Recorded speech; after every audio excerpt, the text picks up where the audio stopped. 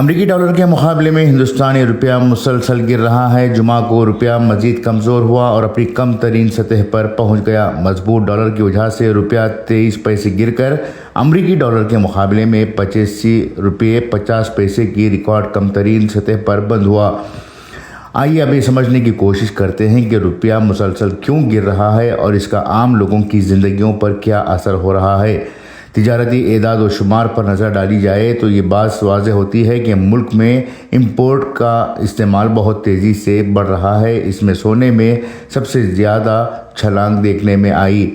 اس سال نومبر کے مہینے میں یہ 50% اضافے سے 39.08 بلین ڈالر تک پہنچ گئی۔ جیسے ہی حکومت ہند نے کسٹم ڈیوٹی کو 15% کم کر کے 6% کر دیا، چنانچہ امپورٹ میں بے پناہ اضافہ ہوا۔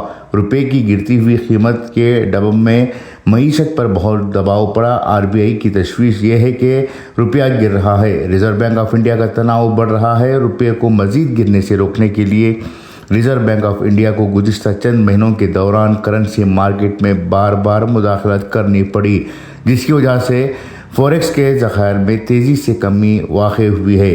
اگر ہم کچھ اعداد و شمار پر نظر ڈالیں تو 4 اکتوبر سے 6 دسمبر 2024 کے درمیان ریزرو بینک آف انڈیا کے زر مبادلہ کے ذخائر میں 704.885 بلین ڈالر سے کم ہو کر صرف 654.857 بلین ڈالر رہ گئے ہیں۔ اس کا براہ راست اثر عام آدمی کی جیب پر پڑے گا۔ روپے کی گراوٹ کا براہ راست اثر امپورٹ اشیاء کی قیمت پر پڑتا ہے۔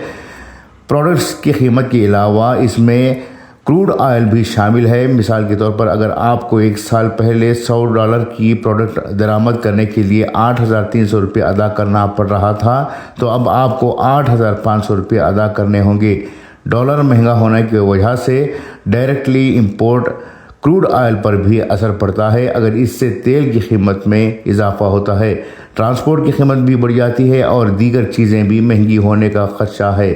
روپے میں کمی کا مطلب آپ کے گھریلو بجٹ پر براہ راست اثر پڑتا ہے۔